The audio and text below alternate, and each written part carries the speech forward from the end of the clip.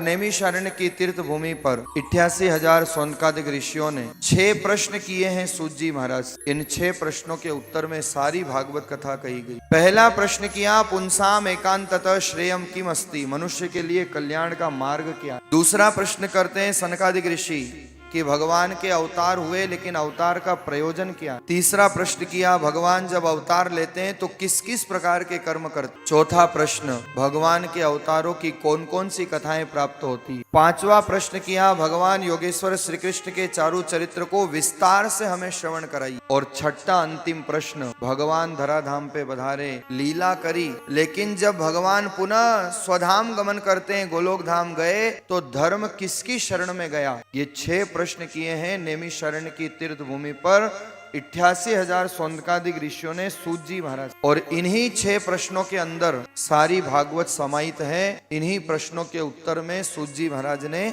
भागवत तत्व का निरूपण। 3 मंगलाचरण भागवत में प्राप्त होते हैं। पहला कल आप लोगों ने श्रवण किया, वेद व्यास जी महाराज के द्वारा किया गया मंगला। दूसरा मंगलाचरण सनकादिक ऋषियों के प्रश्न करने पर सूत जी महाराज करते। और तीसरा मंगलाचरण राजन परीक्षित के प्रश्नों पर सुखदेव। यहाँ पर सूत जी महाराज जब सनकादिक ऋषियों ने प्रश्न किया तो बड़ा सुंदर भाव प्रदान करते हैं। नारायणं नमस्कृत्यं नरं चैव नरोत्तमं देवीं सरस्वती व्यासं ततो जयमुदीरये।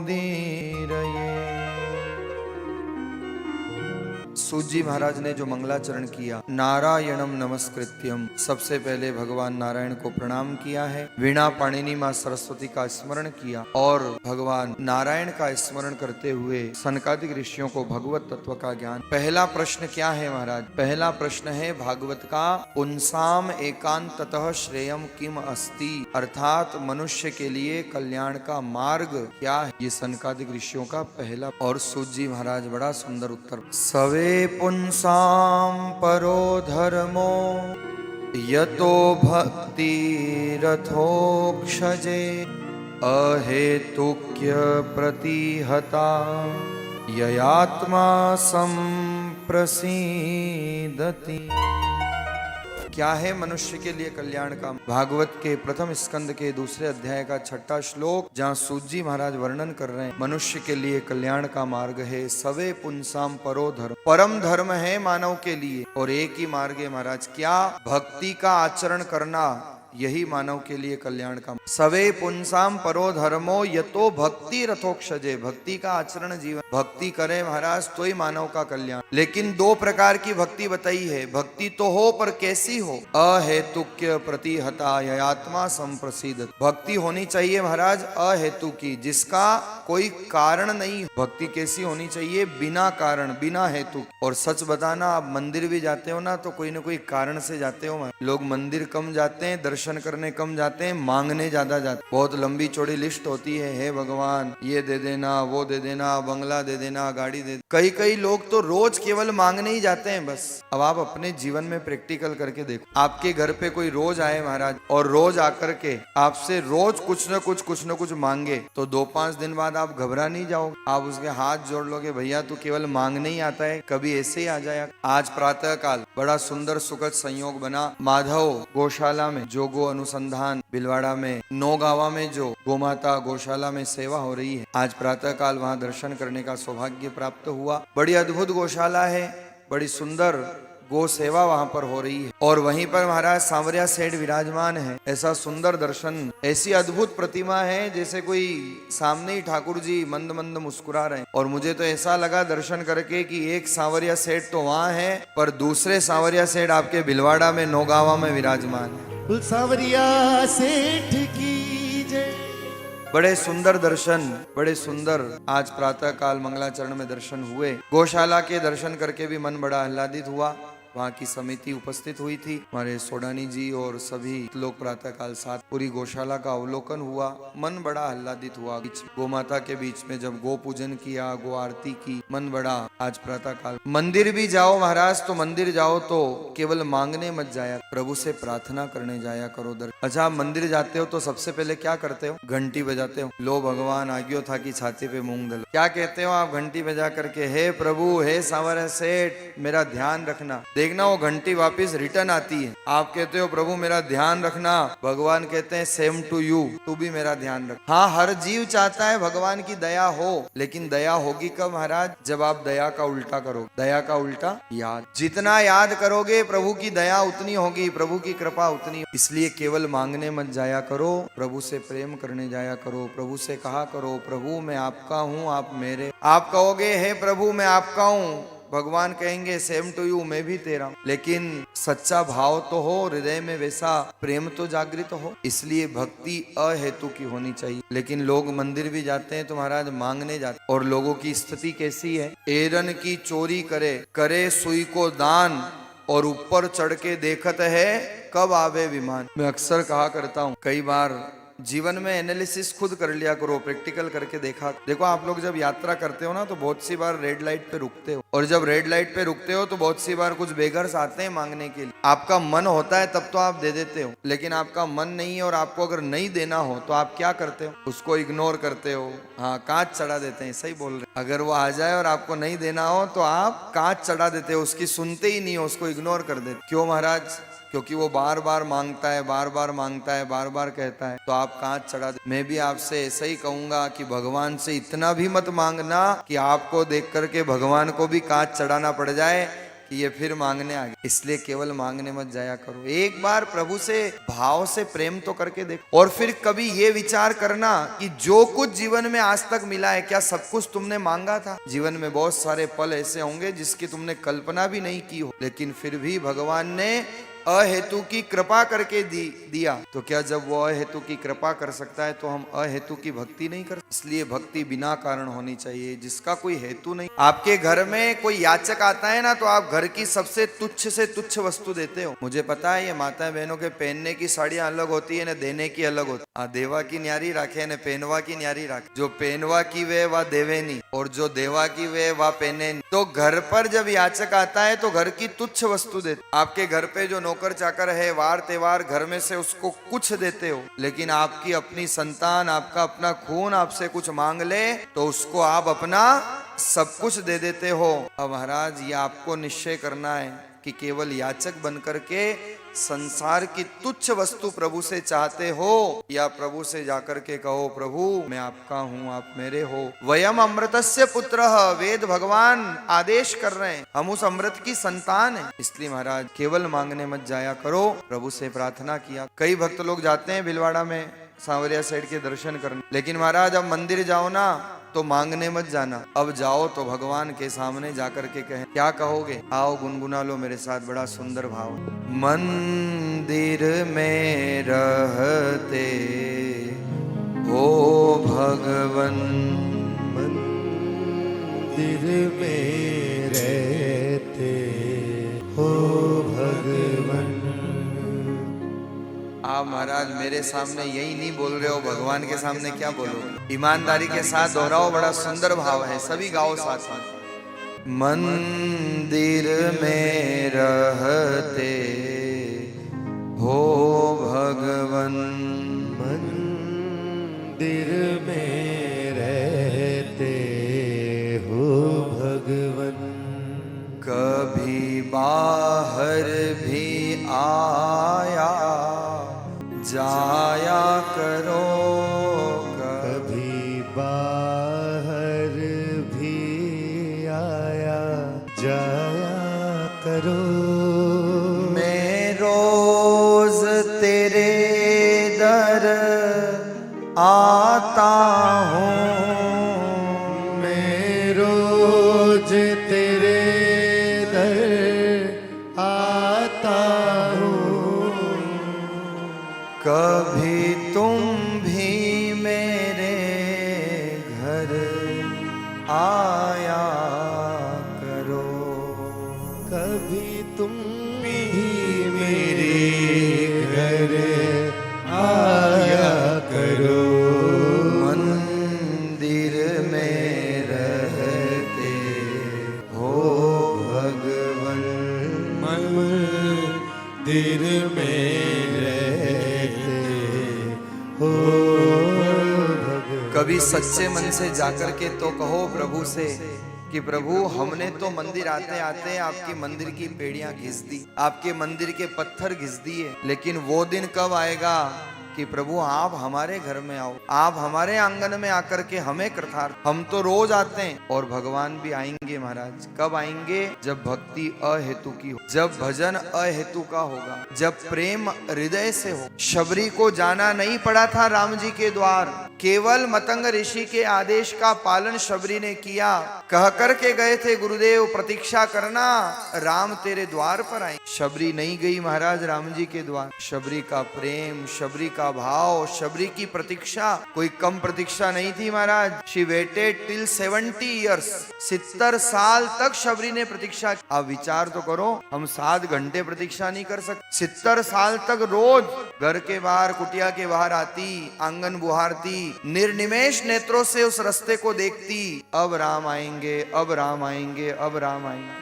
70 साल की प्रतीक्षा थी महाराज शबरी, और वास्तव में राम आए। मैं तो यही कहूंगा, भिलवाड़ा की इस कथा में आप लोग आकर के भागवत सुन रहे हो, ये भागवत के बेर, ये सत्संग के बेर चुन लेना, इनको रख लेना, कल काम आएंगे और हमारी कुटिया पे भी कभी राम आएंगे, कुटिया पे भी कभी राम। ये सत्संग के, ये कीर्तन के, ये कथा के बेर महाराज, जो सच्चा प्रेम जागृत करते हैं, जो करुणा जागृत करते हैं, जो भाव जागृत करते हैं। और महाराज जब सच्चा प्रेम हो, शबरी जैसी प्रतीक्षा हो, मीरा जैसा प्रेम हो, अर्जुन जैसी भक्ति हो, तो कन्हैया को आना ही पड़ता है, राम को आना ही पड़ता है। और जिस दिन राम आ जाए महाराज, उस दिन फिर शबरी की तरह राम जी को कहें, हो राम आएंगे आएंगे, राम आएंगे, राम आएंगे आएंगे,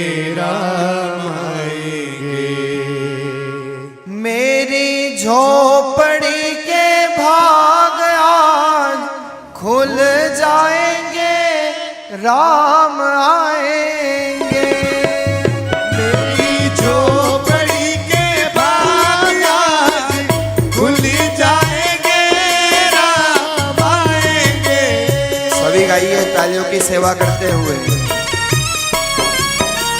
बोलिए राघवेंद्र सरकार की।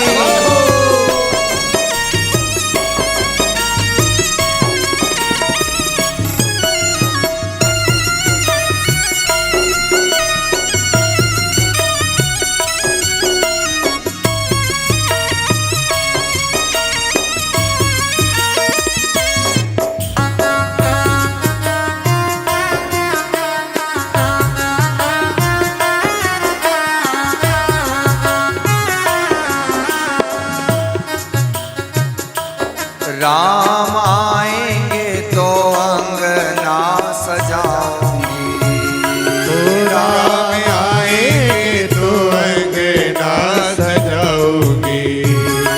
ओ दीप जला के दिवाली में मनाऊंगी, दीप जला के दिवाली में मनाऊंगी। मेरे जन्मों के सारे पाप मिट जाएंगे, राम आएंगे। मेरी झोपड़ी के भाग आज खुल जाएंगे, राम आएंगे।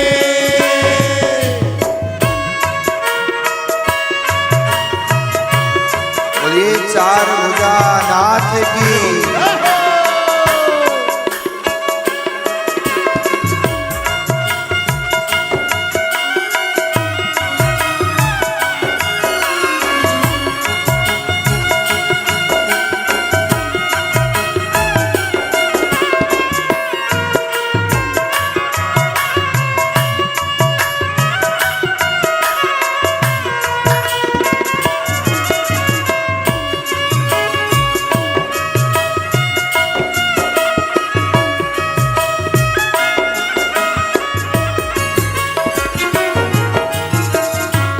राम झूलेंगे तो पलना झुलाऊंगी, राम झूलेंगे तो पहले ना झुलाओगे।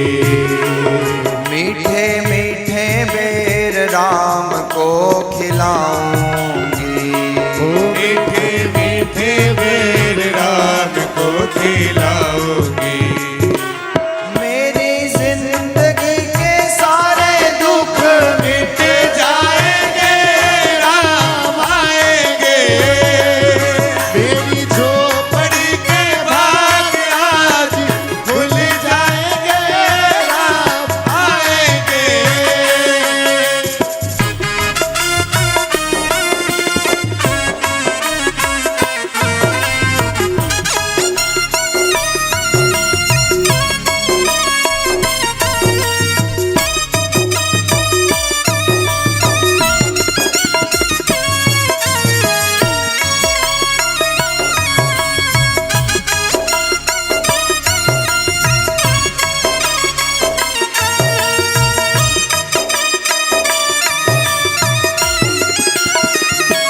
बोलिए सांवरिया सेठ की।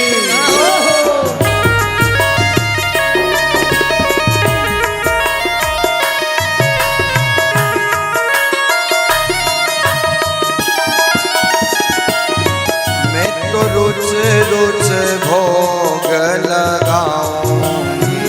ओ मैं तो रोचे रोचे भोग लगाओगे। ओ मीठे मीठे बेर राम को खिलाऊंगी। ओ मीठे मीठे बेर राम को खिलाओगी। प्यारी प्यारी सीता प्यारे संग राम आएंगे राम आएंगे। मेरी झोपड़ी के बाग आज खुल जाएंगे राम आएंगे।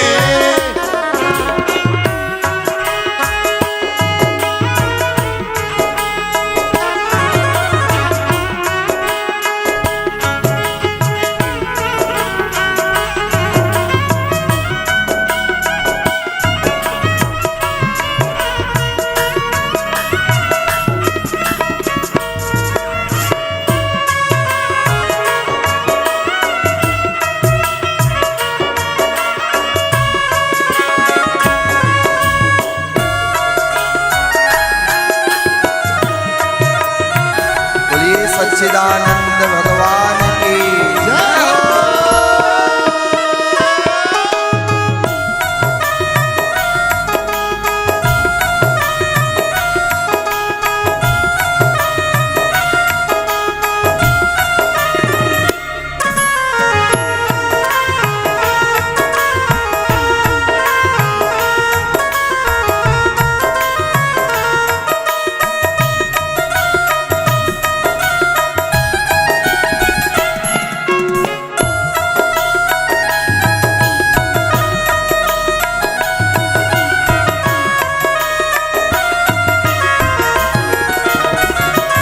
मेरा जन्म सफल हो जाएगा। मेरा जन्म सफल हो जाएगा। तन झूमेगा और मन गीत गाएगा। ओ तन झूमेगा और मन गीत गाएगा। मुझे मुक्ति का रास्ता दिखलाएंगे राम आएंगे। मेरी झोपड़ी के बाग आज खुल जाएंगे राम आएंगे। मेरी झोपड़ी के बाग आज खुल जाएंगे राम आएंगे। मेरी झोपड़ी के बाग आज खुल जाएंगे राम आएंगे। मेरी झोपड़ी के बाग आज खुल जाएंगे राम आएंगे। कौशलाधीश की की जय। शबरी का प्रेम शबरी का प्रेम और प्रतीक्षा जब प्रखर होती है तो महाराज राम जी स्वयं कृपा करने के लिए पधारे। इसलिए जीवन में भक्ति होनी चाहिए अहेतु की, जिसका कोई कारण नहीं। और दूसरा प्रकार बताया अप्रतिहता, अर्थात कितने भी कष्ट आ जाए, कंटका किरण मार्ग हो जाए, लेकिन महाराज भक्ति छूटनी नहीं चाहिए, भजन छूटना नहीं। भगवान जीवन में कई बार परीक्षा लेते हैं, लेकिन इसी परीक्षा की घड़ी में अगर हमारा भजन छूट जाए, हमारी भक्ति छूट जाए, तो फिर प्रभु की कृपा से हम वंचित रह जाते। क्योंकि भगवान का सिद्धांत है महाराज, भक्ति करने वाले को जीवन में बहुत कष्ट देखना। भगवान कहते हैं भूखा मारूं भो बिगाड़ूं पाड़ू नुखा से खाल, और अत्री भी करता नहीं छोड़े तो पछे कर दूं मैं निहाल। भजन करने वाले को जीवन में बहुत कष्ट देखे। कोई एक भक्त ऐसा बता दो जिसके जीवन में कष्ट न हो, चाहे मीरा हो, चाहे कबीर हो, चाहे नानक हो, रैदास जी हो, नरसिंह जी हो, स्वयं पांडव हो, जितने जितने भगवान के भक्त हुए जीवन में सबके कष्ट, लेकिन बस इन भक्तों ने उस कष्ट में महाराज कभी भगवान का भजन नहीं। और जीवन में ये निश्चित है, हानि लाभ जीवन मरण यश अपयश विधि हाथ, ये 6 कार्य जो है महाराज ये विधाता ने अपने हाथ में रखे।